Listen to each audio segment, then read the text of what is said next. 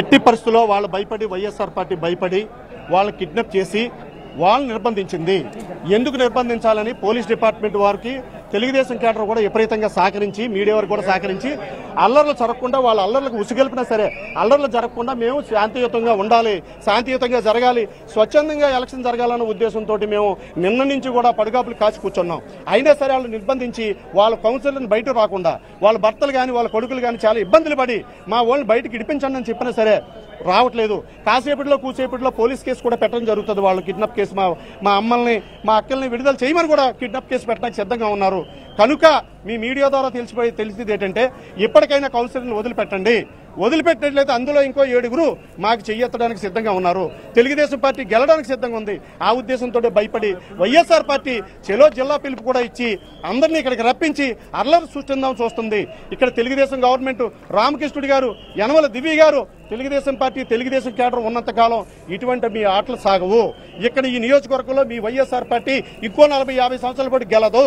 ఎట్టి పరిస్థితుల్లో ఇటువంటి పనులు చేస్తే మీకు మళ్ళీ బుద్ధి చెప్పడానికి ప్రజలు సిద్ధంగా ఉన్నారు.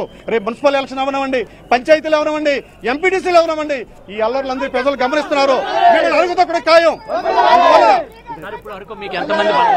మాకు 11 మంది ఉన్నారు. ఇంకా అందులో మాకు 6 టచ్లో ఉన్నారు. ఆ 6 కూడా చెయ్యెత్తడానికి సిద్ధంగా ఉన్నారు. 7 ఉన్నారు సుమారుగా. వదిలితే 7 కూడా చెయ్యెత్తుతారు. మాకు 18కి చేరుకుంటుంది బలం. ఆ ఉద్దేశంతో భయపడి 3 రోజులు బట్టి 3 సార్లు కూడా వాళ్ళని కిడ్నాప్ చేసి దాడి జరుగుతుంది. అందు గురించి ఎట్టి పరిస్థితుల్లో న్యాయం జరిగే వరకు, ప్రజాస్వామ్యబద్ధంగా ఎలక్షన్ జరిగే వరకు మా కేడర్ గాని అంతా కూడా పోలీసుకి మీడియాకి సహకరించి స్వచ్ఛందంగా ఎలక్షన్ జరగాలని మేము కోరుకుంటున్నాం. జరిగే అవకాశం ఉన్నదంటారు వైస్ చైర్మన్ ఎన్నిక? వాళ్ళు భయపడి నిన్నట్లాగే రావడానికి భయపడుతున్నారు.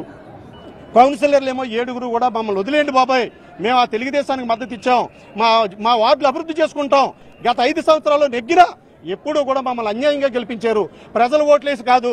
ఆ పరిపాలనలో వైఎస్ఆర్ పరిపాలనలో తెలుగుదేశం పార్టీ కౌన్సిలర్లని నామినేషన్ వేయకుండా కిడ్నాప్లు చేసి ఈ నామినేషన్ ఫారాలు చించేసి ఇనామనస్గా చేసుకోవడం జరిగింది.